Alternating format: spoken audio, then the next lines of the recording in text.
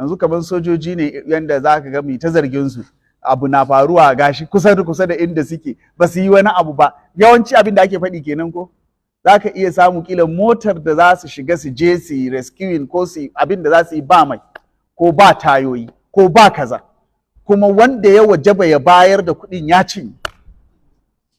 Sai ka sami mutum wallahi babba, ina da wato abokai manya sosai misali a soja za su gaya maka akwai irin manyan abubuwa na sojoji karkashin su, sai ya gaya maka misali za a iya baka misali miliyan 1 a ce ka kula da motocin yaƙi 4-5.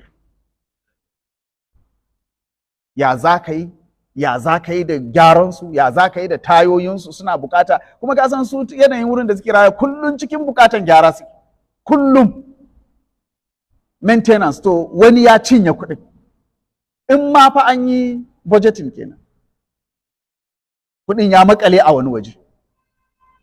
To saboda haka halin da suke ciki, so suna ji suna gani, sai dai su ce maku to in kuna so, shine zaka ji ana ce ma gwamnoni, to sai dai gwamnoni su rika providing wannan kuɗin dan a iya, saboda shi wanda ya kamata ya so din ya makale, ko kuma an bayar da abin da ba hanyar da zai isa. Misali abinci ne, sai a ce yanzu misali 2020 ana ba da naira 1000 misali na abinci ga kowane soja, sai kuma yau 2024 din nan ka duba inflation din da ya faru tsakanin 2020 da 2024, sai a ce kuma za a ci gaba da ba da naira 1000. Ka san ai bai dace da hankali ko abinda naira 1000 za ta kawo maka, irin plate din da za ta kawo maka a 2020, yanzu shekara 4 kadai, yanzu kana bukatan ka linka wannan kudin 3 ko 4 kafin ya iya kawo maka. So ba yanda za ka yi, shekara 3, 4, 5 da suka wuce kwai naira 20 ne, ni ban ƙara sanin kudin kwai ba sai da aka ce min yanzu ya kai naira 100 ko? Naira 50. 150 to kaji 150, ni ban ƙara jin kuɗinsa ba sai da aka ce min ya wuce 100. Kwai wannan kwai, ni rabona da in san kuɗinsa tun yana kamar naira 20, ko na ɗauka bai wuce ba har yanzu wallahi. Indomie naira 20, 30 ne, 40, yanzu ana maganin shi ma 100 da wani abu ne, 200 ma, 500. Inna lillahi wa inna ilaihi raji'un, inna lillahi wa inna ilaihi raji'un. To kuma sai a ce wanda kake baiwa wannan 1000 ko 500, yanzu in ka bincika nawa ne kuɗin da ake biyan sojoji, ake basu wanda suke daji, kuɗin abincinsu da ake bayarwa, sai ka yi ƙwalla in ka bincika nawa ake bayarwa don abincinsu. Suna da bambanci da sauran ma'aikata. Kai ma'aikaci dan an baka albashi 50,000, ba a ɗaure ka a wani waje an ce karka je kai noma, karka je ka bi wata hanya ka sami ko kai acaɓa ko kai taxi.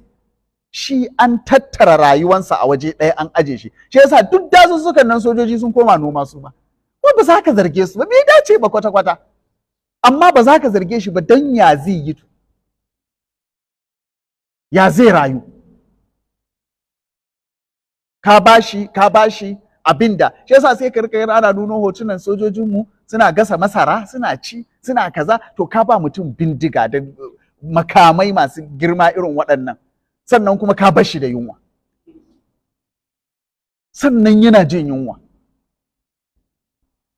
Mun shirya gyara? To ba halin duk da ake ciki kenan. In ka je wajajen wurin 'yan sanda, dole sai wajen ya baka tausayi. Police stations da sauransu. Ka gani? Yanzu akwai abubuwan da ba za su iya faɗuwa ba.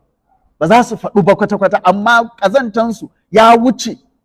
Na taɓa ji wani irin waɗanda ake ba jami'an tsaron nan. Suna faɗi har kayan da suke amfani, jami'an tsaron nasu suke amfani da su. Sai dai sayin da za su yi su sayo. Ba fa ina maganar riga ne da takalmi ba. To a ce lamari lalacewan shi ya kai wannan matsayin. Kuma dole kamar yadda ka sani, dole wani ne ya kamata wannan abin, ko an cinye shi a wani waje ne, ko da kuwa an cinye a wajen misplacement na priorities ne, an dai cinye ne. Ko ga abin da ya kamata a yi, an ƙi yi, an je an yi wani abu daban.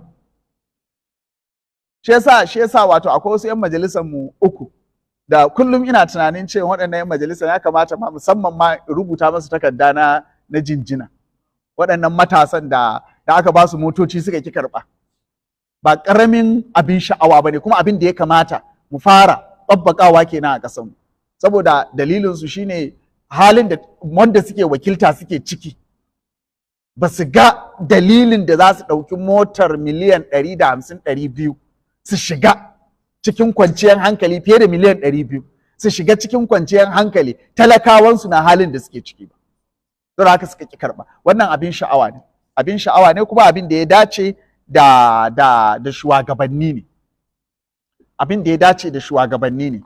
Da Allah ku kyale ni dai ba cikin ido zan sa ba.